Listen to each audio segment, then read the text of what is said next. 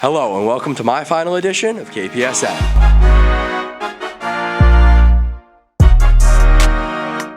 Seniors, it is time to celebrate. After today, we only have one day left of our high school careers. But it's not only the end of school that we should be excited about. Our spring athletes have rounded the corner to the end of their regular season. A majority of our teams are poised to make a state tournament run and are working hard to gain as much winning momentum as possible in the coming weeks. For our seniors, it is a bittersweet experience as they prepare to close out their careers as a King Philip Warrior. Their leadership and experience will be heavily relied on as our athletes push for the postseason success. The girls lacrosse team is a perfect example of a fine-tuned machine as they have won 5 out of their last 6 games. The team is fighting to keep up with a strong Franklin squad as the two teams have been tied for first in the Hawk for weeks. A massive win over Milford earlier this week and a solid 3 days of practice have the team prepared to take on a red-hot Walpole team. Big game against Walpole this week on Friday, and we have a full week of practices leading up to it to help us get prepared. It's a really big out-of-league game. We're really hoping to come out with the win.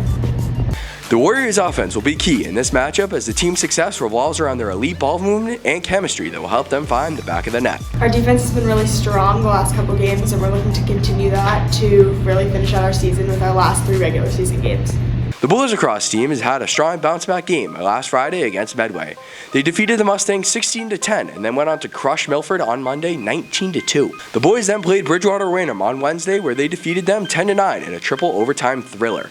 Senior Andrew Longobardi was the hero, getting an incredibly clutch goal to help the Warriors notch their 11th win on the year. Great to finish in triple overtime. We worked hard for it.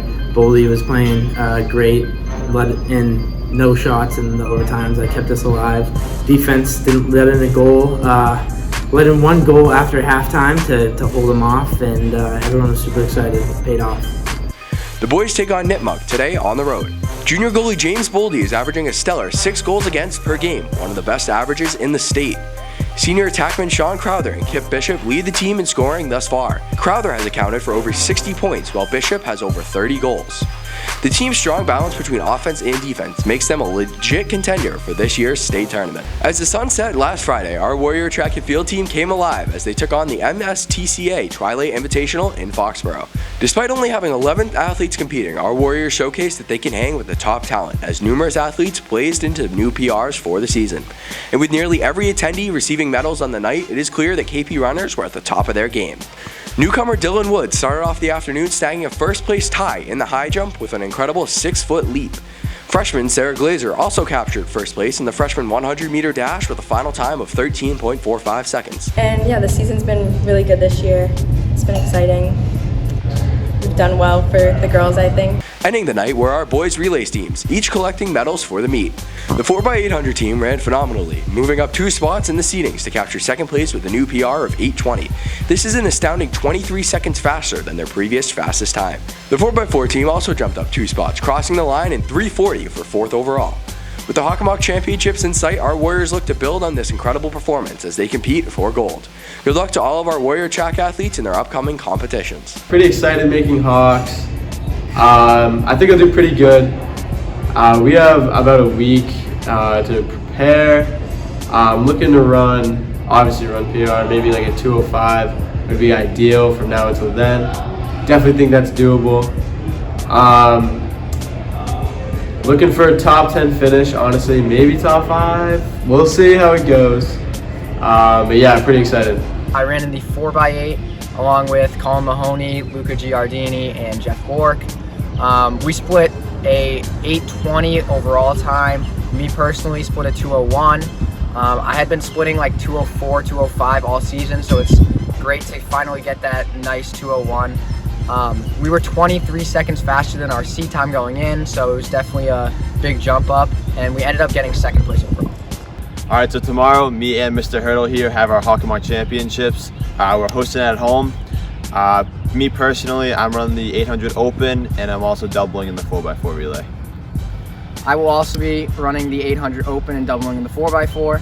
I'm looking to possibly get first. I know I have some pretty big competition in the 800. This is the first time in a while we're hosting it at KP, so we're looking for a big crowd to come out, come support the boys. We'll be running well, hopefully taking home a top 6 spot. The Unified Track Team had their final meet yesterday as they hosted Franklin, Taunton, and Canton for a great event. We would like to congratulate our team for all their hard work this season. You should all be very proud of your accomplishments.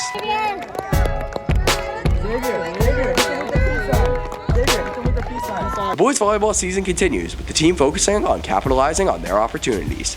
The team saw some new talent take the fold this year and has tried their best to incorporate the new players. But as our seniors get ready to move on this week, it is important to recognize the effect that they and the other upperclassmen have had on the team. Leadership on any team is a core element of success, and Captain Carson Mitteness has helped the boys team showcase great leadership thus far this year. Getting just better at the skills, putting our body in front on serve receive, and actually executing on our swings have been big for us. Me and Carson being captains, I think we've really tried to just have a strong connection with the freshmen and sophomores. There's no stigma between us. We're all friends regardless of what grade we're in, and that's kind of shown on the court. I think we have a really good high energy, even if we're down or up. I think the whole team, we just really gel well together. And TCal's a great coach. She teaches well, especially the fundamentals. So she understands that that's the most important part of the game. So the team's gotten so much better. That's mainly because of her. So we definitely appreciate our coach. Our last game is against Milford, which is the best team in the Hawk. Hopefully we can get an upset, but hopefully Todd gives us that momentum upswing so we can do that. And after Milford, it's looking on to playoffs, and hopefully we can make a deep run into the playoffs. We're confident that we're better than what our record shows because we made vast improvements throughout the whole season, and I'm excited to play in that playoff atmosphere.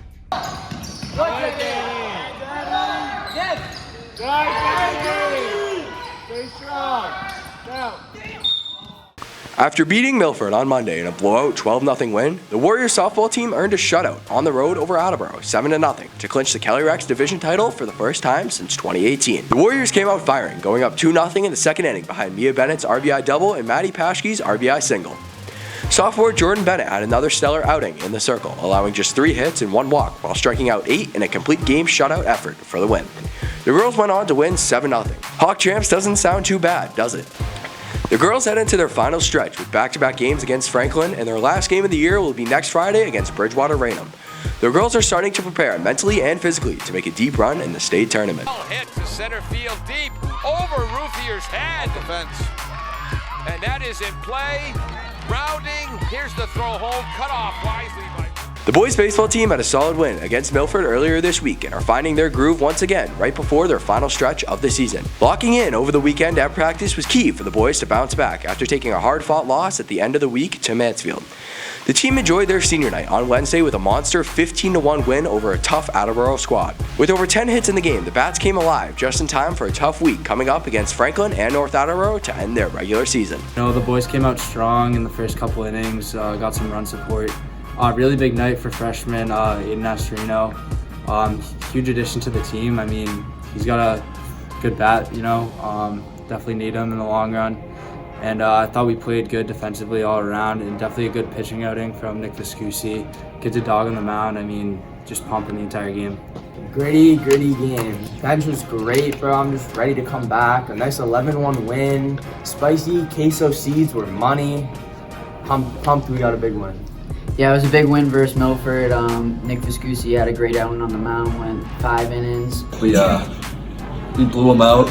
I pitched pretty well. I was a little upset with the ump and his calls. I thought he had an interesting strike zone, but I guess that's just me. It's been a great season so far. I'm hoping we can make a run in playoffs and then finish the year off strong. The girls' tennis team is preparing for their final matchup of the regular season, which will be at home on Monday against Franklin. The girls have been in a heated race for the top spot in the Hawk with the Panthers throughout the season and are looking to take a big win as they focus their attention to the state tournament. It is hard to play singles. Tennis is a mental game, so as teammates we try to help each other's mentality when they're playing, because I know for me I used to get really frustrated because I know how well I can play, and when I'm not hitting the standards, it's kind of frustrating because I know it's on me. So when I have my teammates on the benches, it's saying good job, good hit, it's really uplifting. So I think we have a really good team atmosphere. Franklin's ahead of us right now in the Hawk, but we are playing them this week, so hopefully we can defend the title and gain the Hawk Mock League champion league thing again. To beat Franklin, I guess you kind of have to play your own game, honestly. You want to watch your own game. You don't want to be too focused on other people. You really want to focus on your own game and keeping sure that you're hitting your shots. We made a decent way through the tournament last year, but we got out a little quicker than I thought we should. But I think this year we could go a little bit farther. The boys tennis team will have 2 tough matchups on the road next week against Franklin and Xaverian. They are focused on holding third place spot in the Hawk as they look forward to shaking things up in the state tournament. This team has struggled a bit with consistency, but have really stepped it up in the home stretch of their season. Who has been the great players on your team this season? I'd say all the singles players and the doubles players, even though they got rotated a lot, we still managed to make do on what we got.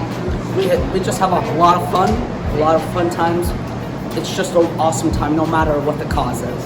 How's your team been doing this year? Really good, 8-6. 8-6? Yeah. Very good.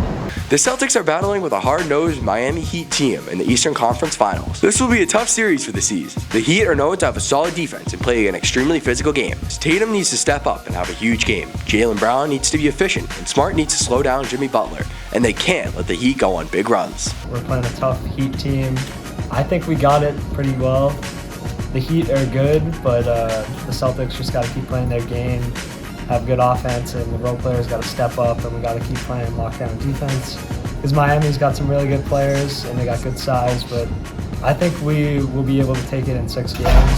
I think the Heat series with the Celtics is going to be very tough. It's going to go on to at least 6 games, I think. But hopefully the Celtics can close it out with a win. Last week, we reported that the Red Sox manager Alex Cora shaved his beard in hopes of jump-starting his flailing team. This team is hovering at the bottom of the AL East, a whopping 13 games out of the first-placed Yankees. They will have to take on the Mariners at Fenway tonight. Fans want Cora to forget about the beard and focus on our pitching staff. Here's Kpsn's Max Salvatore on the Red Sox and the very long season that they still have ahead of them. Red Sox fans may remember the prominence of the beards in the 2013 World Series conquest. In 2022, it was Alex Cora shaving his beard that may have sparked a turnaround. After a horrific start to the 2022 season, the Red Sox are 5-2 since Alex Cora shaved his beard and have won back-to-back series for the first time this year.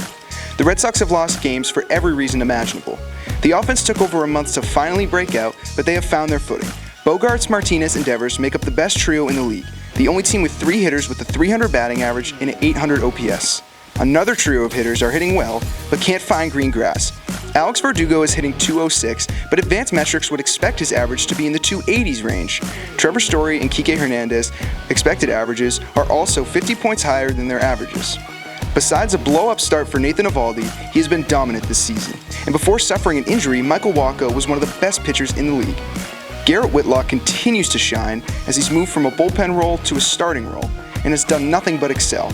Although his role as a workhorse closer may be where he fits best. Hansel Robles and Matt Strom highlight a weak bullpen for Boston.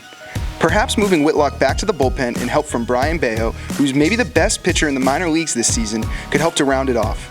Not to mention, the eventual returns of James Paxton, Chris Sale, and Brian Mata would drastically improve this pitching staff. The only question mark is first base and right field. Bobby Dalbec has been one of the worst hitters in baseball, but he tallied a pair of RBIs in 3 games versus Texas.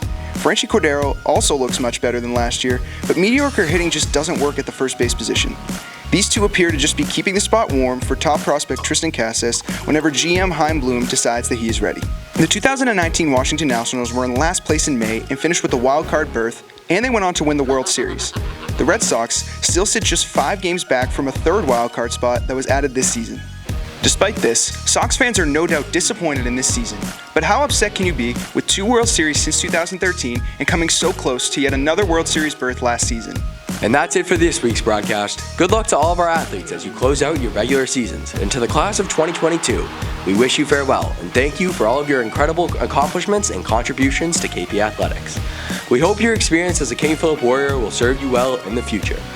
And in my final time here on camera, I would like to give a massive shout out to Mrs. Greenlee for all of her hard work to make this show happen every week. Her, along with many of our hardworking classmates, deserve all the credit in the world, and to them, on behalf of the King Philip community, I say thank you. And for the final time, I can say to the class of 2022, that's it for this chapter of our lives. This is Tim Hartwell, signing off with Kpsn.